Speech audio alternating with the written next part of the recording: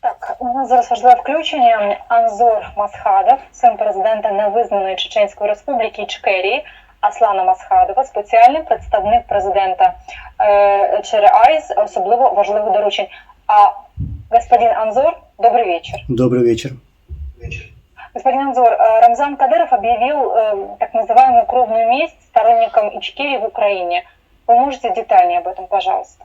То, что я слышал, он ее объявил всем тем, кто критикует его, а также, как вы сказали, объявил по отношению к тем, кто сегодня воюет в Украине против российских оккупантов. Ну, касаясь этого, я скажу, что он это делает не в первый раз. И мне кажется, что его даже замкнуло, и он даже не помнит, сколько раз он это говорил. Видимо, у него ранний склероз. Вот я что скажу по этому поводу. Все, что он может делать, это притеснять слабых, то есть мирных жителей, как он это всегда делал за все эти 20 лет. Больше ничего такого мы никогда не видели, чтобы он так совершил это или другой поступок, а именно притеснял мирных жителей, убивал, пытал. Вот что он умеет делать. Ну и при его виде, при виде этого Кадырова, ну, лично у меня он вызывает только смех и жалость. Господин Анзор, вы знаете, Юлия Латынина написала о том, что именно Рамзан Кадыров сегодня не отправляет своих силовиков воевать в Украину, чтобы в случае, когда Украина победит, у него была армия, и он начал действовать за независимость, естественно. Что скажете? Скажу прямо, он действительно боится за самого себя, за своих родных. То есть он в любом случае попытается как бы обезопасить себя. Поэтому он основные силы не кидает в Украину, а именно собирает из числа мирных жителей под давлением, подкупом и так далее. Вот что он делает. Действительно, он из-за своей боязни, из-за своей трусости он держит вот эти основные силы при себе. Расскажите, пожалуйста, о подпольном движении, цель которого – это деоккупация и независимость непризнанной Ичкерии. Это очень важно. Это очень важно для нашего народа, потому что мы уверены и никогда не теряли надежду, что мы не вернемся в нашу родную Ичкерию. Мы обязательно это сделаем. Мы деоккупируем нашу землю, и будет свергнут этот кремлевский ставленник, этот режим со своим путинским режимом. Вот. Конечно же, все это держится на тех наших бойцах, которые сегодня воюют против русских оккупантов. И, конечно же, параллельно мы проводим политическую и информационную работу для поддержки этого движения. И, соответственно, мы готовимся к тому дню, которого мы ждем, о котором я говорю, когда мы вернемся домой и уже начнем то, что ждет от нас наш народ. Господин Анзор, я, конечно, не могу вас не спросить об успехах чеченских батальонов в Украине, потому что действительно несколько чеченских батальонов воюют за Украину, поддерживают Украину, и большое спасибо за это. Действительно, самые известные батальоны Джохара Дудаева, шейха Мансура. Расскажите об этом, потому что для нас, для украинцев, это очень важно, и мы благодарим за поддержку.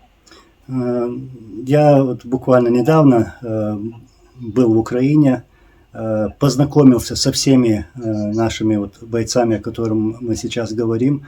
И я, конечно же, даже будучи чеченцем, очень благодарен, что есть такие люди, которые сегодня стоят против русских оккупантов, и что они находятся сегодня рядом с украинским народом и понимают вашу боль, и готовы отдать даже свои жизни в этой войне против русских оккупантов. Это, как вы сказали, батальон имени шейха Мансура, а также батальон имени первого нашего президента Джохара Дудаева.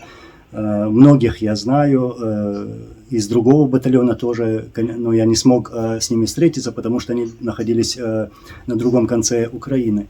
Но, в общем, так, мы будем поддерживать Украину, мы будем вместе, и мы будем вместе до конца. Господин Азар, есть еще важный момент, да, это то, что украинский парламент внесли проект постановления о признании независимости непризнанной Чеченской республики Ичкерии. Вот вы коммуницируете с нашими политиками, возможно, как вы это восприняли, потому что это тоже очень важно. Да, это очень важно для нашего народа. Это то, что всегда говорили наши лидеры, от Джохара Дудаева до моего отца, а также другие наши лидеры, которые были убиты в войне против русских оккупантов.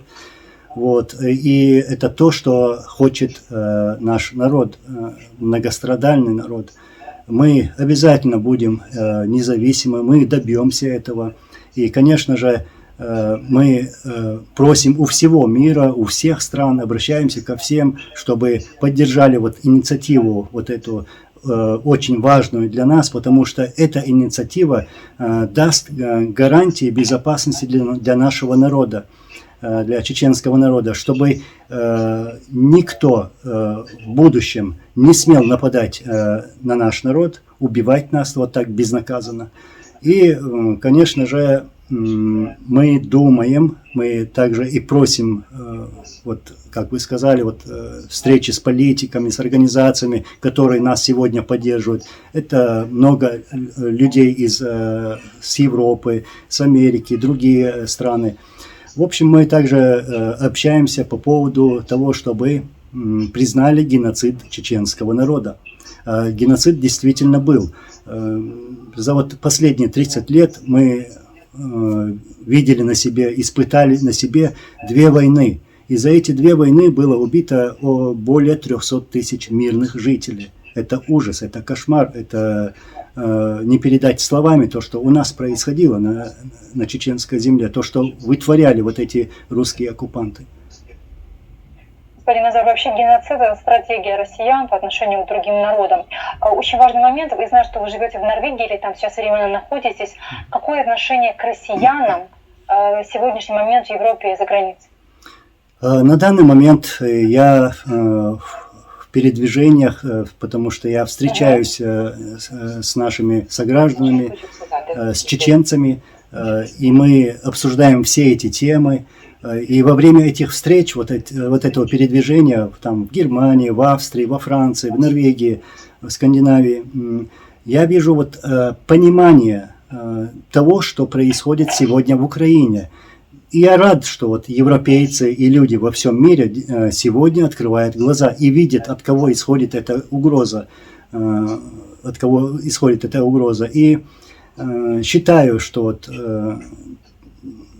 русские, что они заслужили то, что они получили сегодня. За свою пассивность и за безразличие к войнам, которые навязывала Россия.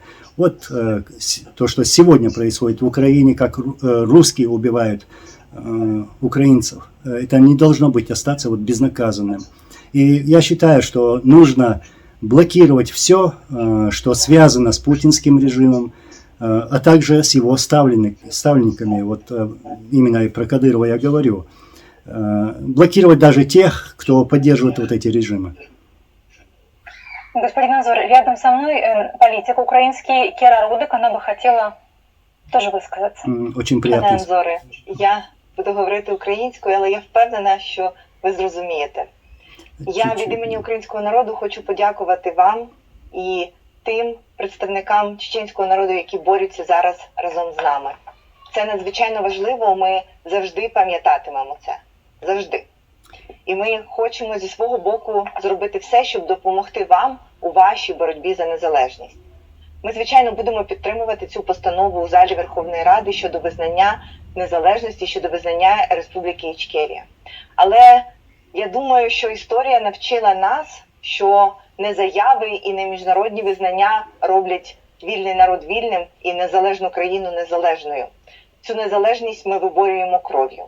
І я дякую всім, хто допомагає нам виборювати наш суверенітет своєю кров'ю. Це надзвичайно важливо, це зв'язок, який ніколи не зламати. Плече, яке підставляє тобі друг під час складних часів, та можливість боротися разом. Я вдячна вам за все, і я хочу сказати, що ви можете розраховувати на нашу підтримку. Дякую і слава Україні! Слава Україні! Героям слава! Мы присоединяемся, говорим вам огромное спасибо, что вы можете рассчитывать на поддержку Украины всегда, и что это наша совместная борьба, и только в борьбе мы можем победить. Мы вам очень благодарны. Анзор Масхадов, сын президента непризнанной Чеченской Республики Ичкерия, Аслана Масхадова. Благодарю вас. Да, всего доброго. Спасибо вам большое. Спасибо. Отже, спеціальний представник президента з особливо важливим. Спасибо вам большое, что уделили нам время. Спасибо вам. Всего хорошего. Всего хорошего. До свидания.